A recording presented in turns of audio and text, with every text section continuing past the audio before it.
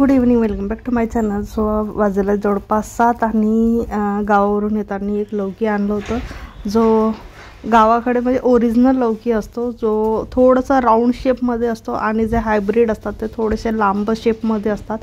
So राऊंडवाला लौकी मिळालं होतं, सो घेऊन आलो होतो आम्ही गावावरून. आणि आज करते मी लौकीचे वडे.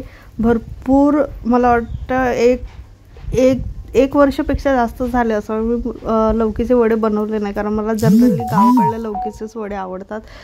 बाकी थालीपीठ वगैरे करायचं काम पडलं तर मी इथल्या काकडीचे करते. सो इथे जे जे व्हेजिटेबल्स लागणार आहेत ते सगळं आधी मी कट करून घेत आहे.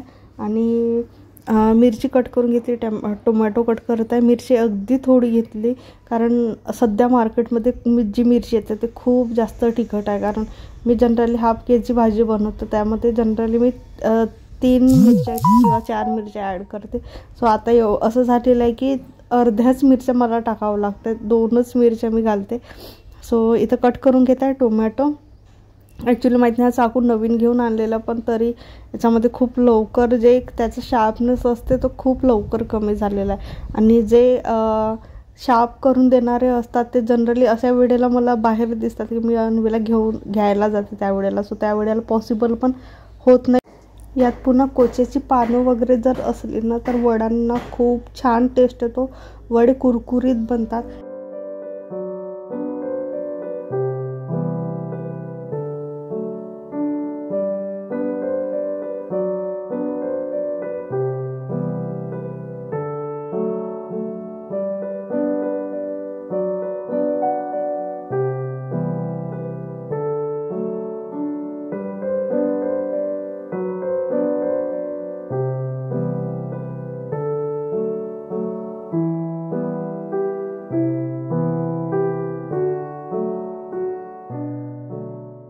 इथं मसाल्यामध्ये मी मीठ, त्यानंतर हळद, तिखटचं प्रमाण थोडंसं जास्त ठेवलेलं आहे, कारण मिरचीचं जे क्वांटिटी आहे मी कमी घेतली होती, त्यामुळे थोडं टेस्टसाठी म्हणून गरम मसाला ॲड केलं होतं.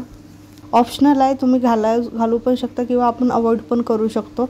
बाइंडिंगसाठी मी इथे यूज केलेलं आहे तांदळाचं पीठ. नवीन तांदळाचं पीठ घ्यायचं, जेणेकरून जे वड्याची टेस्ट आहे ते पुन्हा एनहान्स होते आणि वडे पण छान खुसखुशीत होतात.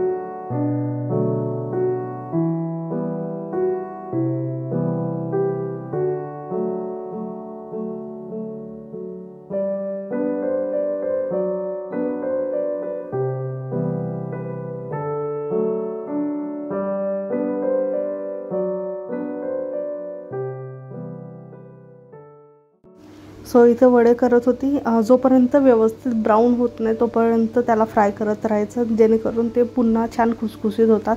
सो इथं दोघांना पण सर्व करत होते. सोबतच दोघे कार्टून बघत बसतात नेहमी समोर. आणि हा छोटासा व्लॉग तुम्हाला कसा वाटला ते नक्की मला खाली कमेंट बॉक्समध्ये सांगा. आणि ही रेसिपी नक्की घरी ट्राय करून बघा. चला भेटूया आपण नेक्स्ट व्लॉगमध्ये. Till then bye, good night and take care. जय महाराष्ट्र.